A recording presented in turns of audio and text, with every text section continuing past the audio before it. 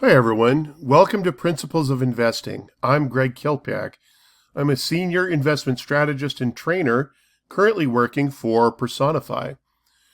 In Lesson 1, we're going to talk about market cycles. Market cycles are critical to understand because they help investors know when it's the right time to buy and sell stocks. Over the short term, all stocks move up and down, and it's really hard to tell what it's going to do next. But over longer periods of time, the stock market moves in fairly predictable cycles. So if you understand how the market moves during these cycles, you can anticipate with a pretty good degree of accuracy what's going to happen next. I'll show you what I mean throughout this lesson. Before we go any further, let's cover the disclaimer. These lessons are for educational purposes only. Anything discussed is not to be considered a recommendation or solicitation to buy or sell any security. You are responsible for your own trading decisions. Always do your own research before investing in any securities. Please pause this video and read the rest of the disclaimer.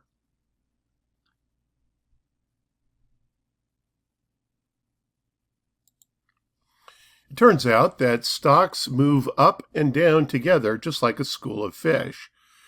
When the market is going up, almost all stocks go up with it. Well, why is that? It's because when the economy is expanding, most of the companies in the New York Stock Exchange, they're going to expand with it. Almost all the companies on the New York Stock Exchange are big, established companies, have been around a long time, and they have proven business models. And so as long as the economy is growing, which it generally does over time, the market will go up, and almost all stocks will go up with it. Likewise, when the market is going down over time in a bear market, almost all stocks will go down. In fact, over 95% of stocks will go down when the market is going down over a period of time. So that's important that you need to know. It turns out that when you buy a stock is just as important as which stock you buy, because over time, if you buy and sell at the wrong time, you can lose money regardless of which stock that you buy. So I'm going to show you a chart in just a moment of the Dow Jones Industrial Average, but you need to know what that is. It is an average of 30 big stocks that are on the New York Stock Exchange. Companies that you've heard of like United Health Group, Goldman Sachs, Home Depot, Microsoft, McDonald's, and so forth. You've heard of just about all these companies.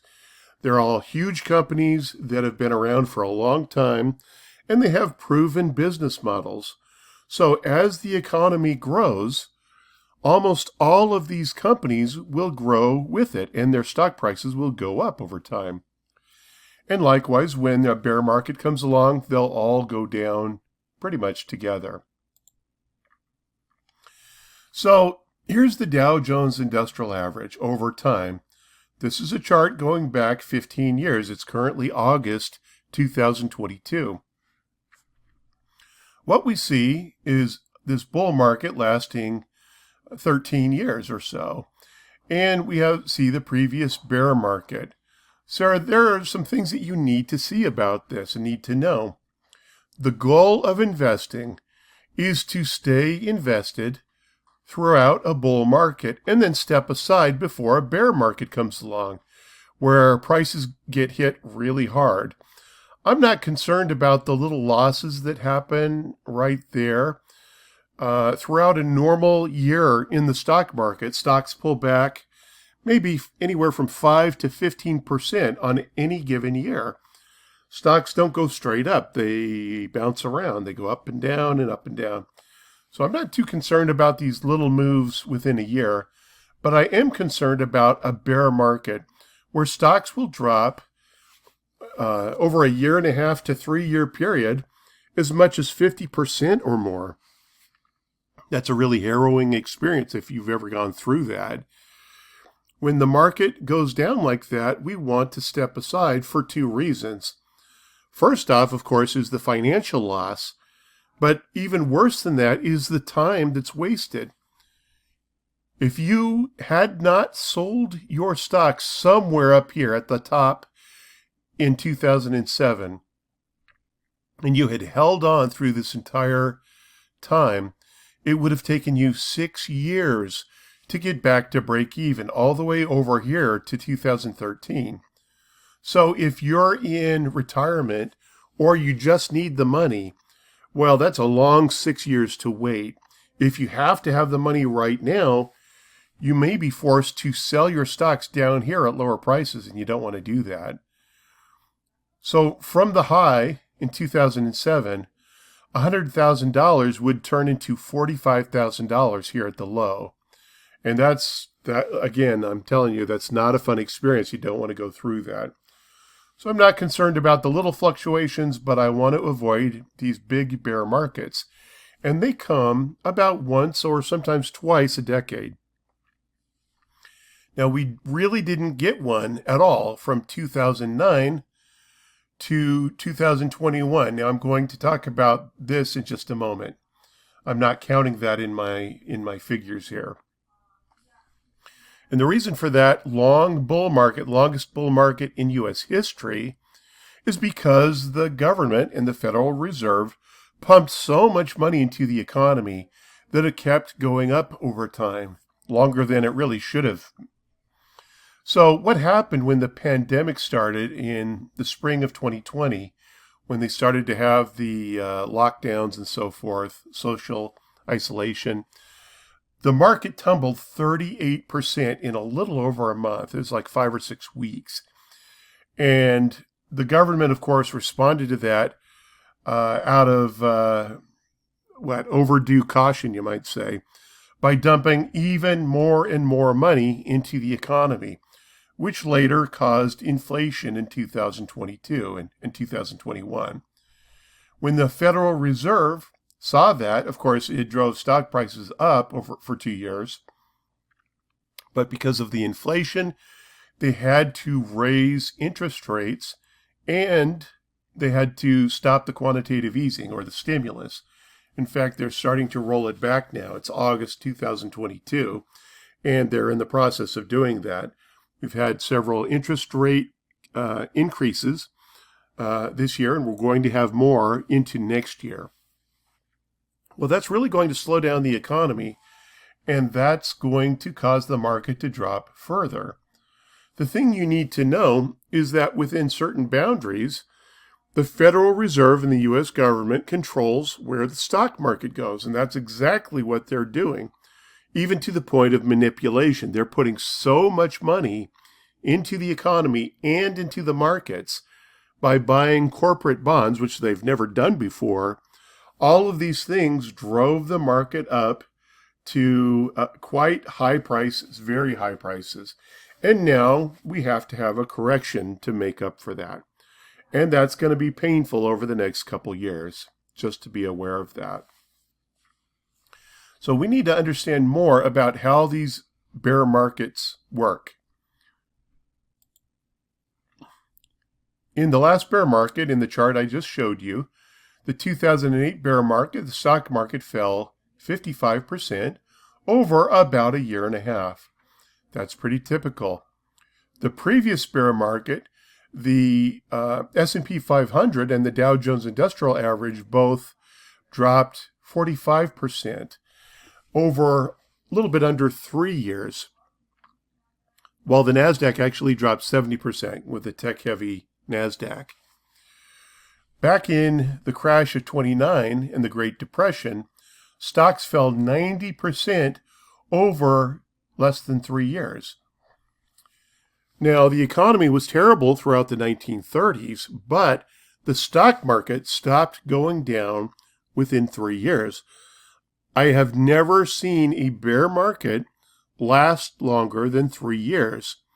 So what that means is, from the high that happened in late 2021, if you fast forward 3 years, it's probably going to be time to start buying into the market by then.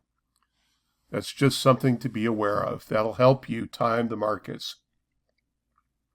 Now, depending on how high the market has gone, we have to correct for that.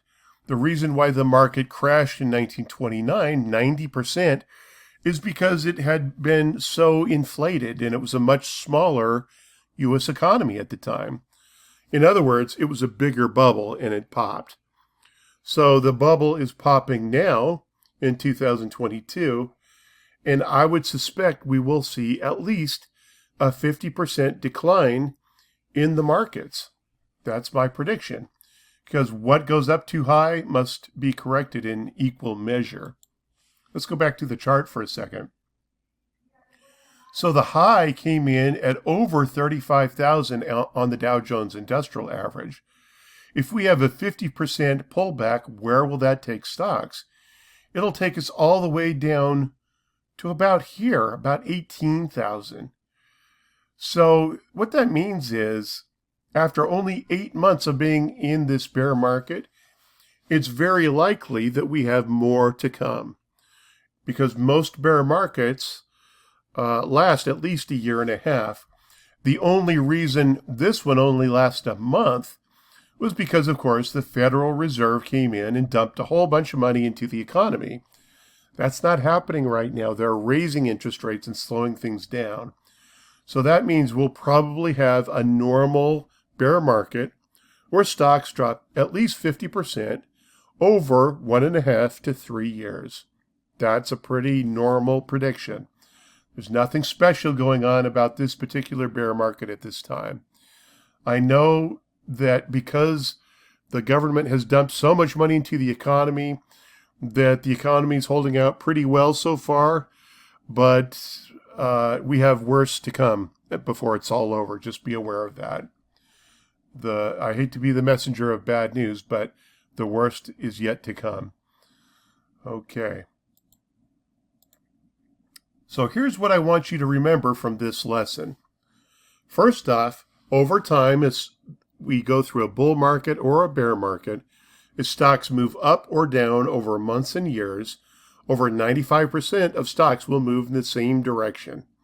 So if the market is going up like it usually does, almost all stocks are moving in the same direction. And likewise when the market is going down, like it is right now. Also, bull markets last typically 5 to 8 years, and bear markets last 1.5 to 3 years on average.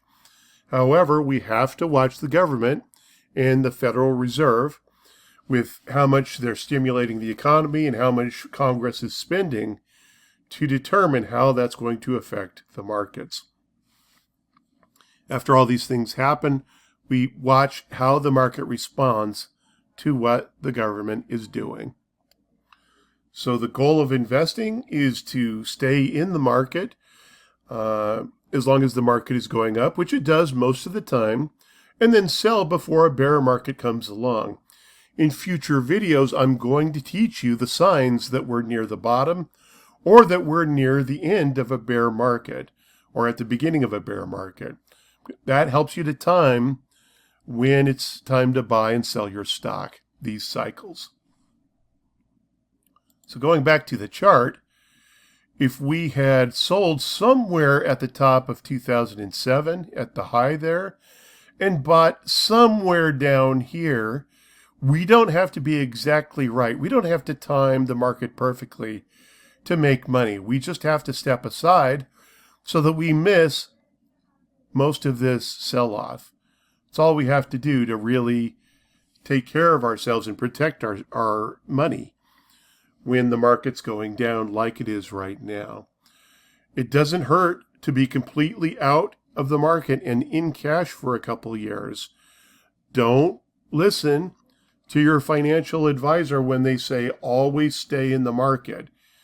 That's if you want to be a buy and hold investor and you're willing to suffer through these painful pullbacks and wait 6 years for the market to come back, well, then you can follow that advice. But most people get scared off and sell at the bottom when they should be buying. It's better to sell at the top early and then get back in when you're sure the bear market is over, even if you wait all the way to 2010 or 2011 even. So that's what you need to know. We'll dive more into how to recognize when we're at the top and the bottom of the markets in future videos. Until then, good luck in your investing.